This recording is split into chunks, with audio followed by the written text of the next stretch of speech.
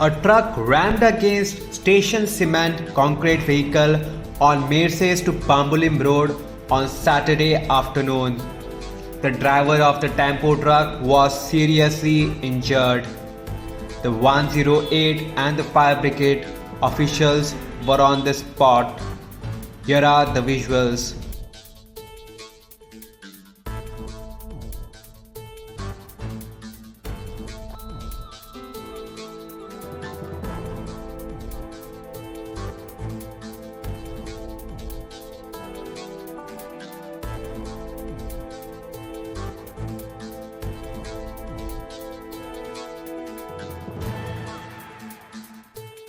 Subscribe to Goa First News and Entertainment channel and click on the bell icon and never miss any update.